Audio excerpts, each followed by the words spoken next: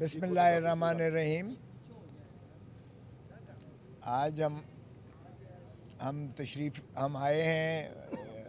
मुस्तफ़ा के जो बहिमाना जो उनका कत्ल किया गया है, जो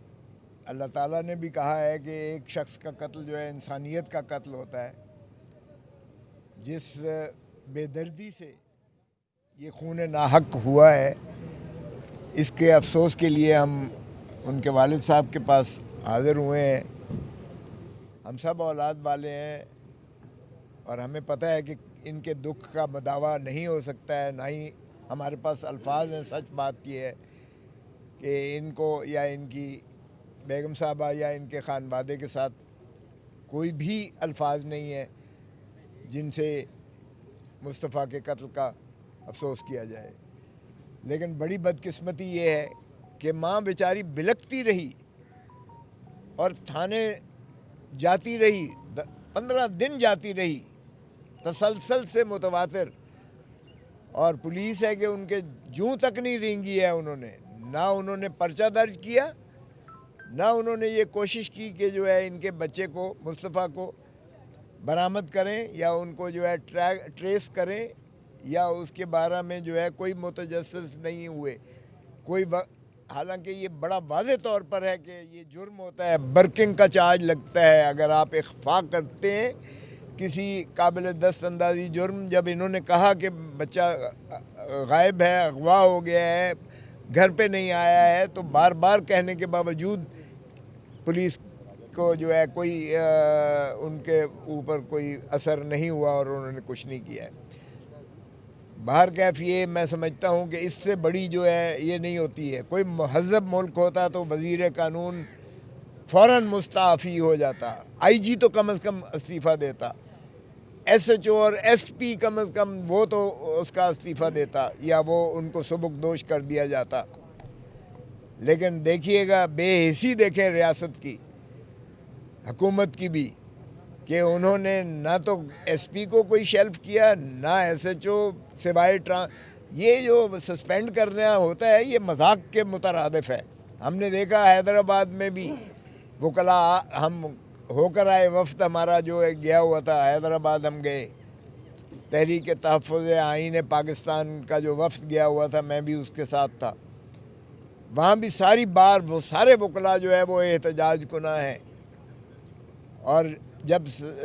छुट्टी पर, रुखसत पर भेजा गया तो वापस 2 दिन के बाद जब तशरीफ़ लाते हैं SP साहब उस सस्पेंशन के बाद, तो ढोल ढमक्के से हार पहना कर उनको जो है वापस लाया जाता है। बड़ा जैसे किला फतह करके आया, कश्मीर फतह करके आया हो। ये हशर करते हैं हम जब किसी को सस्पेंड करते हैं या किसी को जो है हम रुखसत पर भेजते हैं, तो फिर हम ज़िद लगाकर उसको वापस लाकर इस तरीके से और उसकी बहाल करवाते हैं। जो शख्स फौत हो गया है, जो शख्स शहीद हो गया है, जिसको कत्ल कर दिया गया है, ये कत्ल उस शख्स को नहीं किया गया है, इनके सारे ख़ानदान पर जो है इस वक्त जो कैफियत है वो इन सारों का जो है। मैं ख़ुद बाप वाला हूँ, मेरा बेटा एक्सीडेंट में गया था, होश नहीं था उसकी माँ को, कई दिन तो क्या शहर छोड़ गई थी वो वीराने में, इसलिए कि उसकी सारी चीज़ों में याद नज़र आती थी। अब इनका जो है देखिएगा, पक्की खेती, 23 साल का बच्चा है, नौजवान बच्चा है जो BA में पढ़ रहा है, फाइनल ईयर में। कितनी उम्मीदें और कितनी आस और कितना ख़ानदान जो है उसके लिए दुआएं मांगता है और कोशिश करता है, बाप हो माँ हो, और यकदम जो है इनसे छीन लिया जाए, उस बच्चे को कत्ल कर दिया जाए। बहन है, भाई है उसका, एक माँ है, बाप है, इनके लिए तो ज़िंदा दरगोर कर दिया गया है इन्हें। और रियासत है कि वो जो है उनको फ़र्क ही नहीं पड़ता है यहाँ। काश के SP और कम से कम SHO के ऊपर 29 जो है बर्किंग का चार्ज लगाकर पुलिस एक्ट के तहत उसको तो कम से कम अंदर कर दिया जाता, अगरचे वो वापस नहीं आता। लेकिन कम से कम ये तो होता कि भाई अगर इस तरीके से जो है कोई शख्स आके आपके पास शिकायत करता है तो आपको जो है कानूनी कार्रवाई लाजिम और वाजिब है। कानून में तो हमने लिखा हुआ है, लेकिन बदकिस्मती है हम कानून पर अमल कब करते हैं। हम पुलिस को तहफ़्फ़ुज़ देते हैं, प्रोटेक्ट करते हैं पुलिस को, इसलिए कि हम उनसे नाजायज़ काम लेते हैं, रियासत उनसे नाजायज़ काम लेती है। جب آپ اس طرح سے سیاسی کارکنوں کو پکڑوائیں گے، کسی کے گھر کے اندر گھسیں گے، کسی کی چادر اور چار دیواری کو پامال کریں گے، اغوا کریں گے کسی کو، اور اس طرح کی حرکتیں کریں گے، تو پھر یہی کچھ ہوگا کہ پولیس پھر وہ تو دندناتی پھرے گی، اس لیے کہ وہ آپ کے جو ہے ناجائز احکامات کو مانتے ہوئے وہ پھر اسے کھلی چھوٹ مل جاتی ہے۔ تو میں توقع کرتا ہوں، اب میں نے پوچھا ہے ان سے کہ تفتیش، ابھی تک تفتیش کا ہی پتہ نہیں ہے کہ کیا ہو رہا ہے۔ او بھائی، یہ سرکمسٹانشل ایویڈنس کا کیس ہے، اگر اس میں تفتیش دیانتداری سے اور تندہی سے نہ کی گئی تو یہ جنہوں نے اس قدر بے دردی سے اس کے ٹکڑے ٹکڑے کر کے آگ لگا کے، اس سے زیادہ بھیانک جو ہے جرم نہیں ہو سکتا ہے۔ زندہ تھا جب اسے لے جایا گیا یہاں تشدد کر کے، جو مجھے پتہ چلا ہے، اور وہاں جا کر دیکھا زندہ ہے تو اس کو آگ لگا دی گاڑی کو، اور گاڑی کے اندر اس کو جھلس کے مرنے دیا، اور پھر مرنے کے بعد اس کے ٹکڑے ٹکڑے کر رہے ہیں، سر کو تن سے علیحدہ کیا گیا، ٹانگیں کاٹی گئیں۔ توبہ استغفار، میں کہتا ہوں اس سے زیادہ یہ خوفناک قسم کی جرم نہیں ہو سکتا۔ یہ جانور سے بھی، انسان ہیں یہ جانور ہیں، اب ان کے ساتھ اگر جو ہے تفتیشی میں پھر بھی کوئی تساہل برتا جاتا ہے تو میں نہیں سمجھتا کہ پھر کوئی جواز ہے،